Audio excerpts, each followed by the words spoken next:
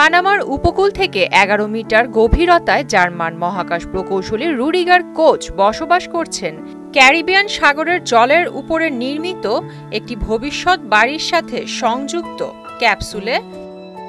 তার এই অস্বাভাবিক ও দুঃসাহসিক কাজকে তিনি আরও ২ মাস চালিয়ে যাওয়ার পরিকল্পনা করছেন।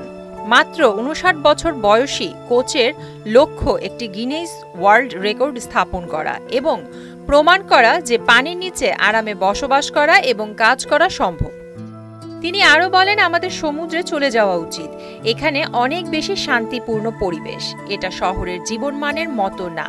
এখানে আপনি যা শুনছেন তা হলো ঢেউ এবং মাছের অস্পষ্ট শব্দ। কোচ তার পানির নিচের ক্যাপসুল থেকে এমনটি বলেন। তার ক্যাপসুলটি ৩০ বর্গমিটার। এখানে রয়েছে একটি বহনযোগ্য টয়লেট, একটি বিছানা, একটি টিভি, একটি কম্পিউটার, একটি স্থির বাইক এবং ফ্যান। তার কাছে একটি ছোট জেনারেটর সহ স্যাটেলাইট ইন্টারনেট এবং সৌরশক্তি রয়েছে, কিন্তু কোনো ঝর্ণা নেই।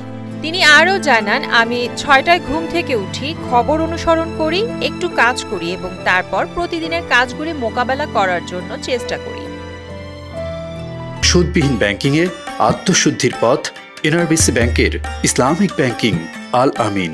ক্যাপ্টেন নিমোর একজন অনুরাগী বলেন, কোচ তার চ্যালেঞ্জ শুরু করেন ২৬ সেপ্টেম্বর এবং ২৪ জানুয়ারি পুনরুত্থিত হওয়ার পরিকল্পনা করেন, যার লক্ষ্য ছিল কোনো রকম বিষণ্ণতা ছাড়াই পানির নিচে দীর্ঘতম সময় কাটানোর রেকর্ডটি অতিক্রম করা।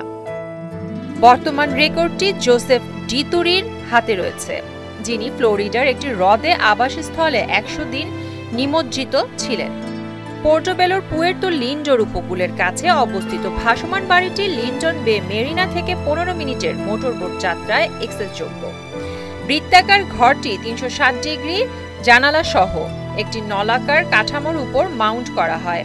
প্রবেশের জন্য প্রবেশকারীকে অবশ্যই একটি ঝুলন্ত সিঁড়িতে আরোহণ করতে হবে এবং ভিতরে একটি সরু সর্পিল সিঁড়ি সিলিন্ডারের মধ্য দিয়ে কোচের নিমজ্জিত কেবিনে নেমে গেছে।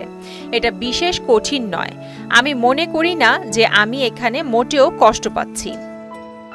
এখানে ৪টি ক্যামেরা সর্বক্ষণ কোচকে পর্যবেক্ষণ করে, যাতে তিনি তার মিশন ত্যাগ না করেন এবং সবকিছু মসৃণভাবে চলে।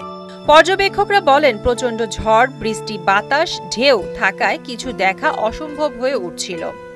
তারা জানান, কোচ পৃষ্ঠ থেকে খাবার গ্রহণ করে এবং একজন ডাক্তার ও তার ২ সন্তান মাঝে মাঝে তার সাথে দেখা করে। প্রিয়াঙ্কা নিতু, মোহনা ডিজিটাল।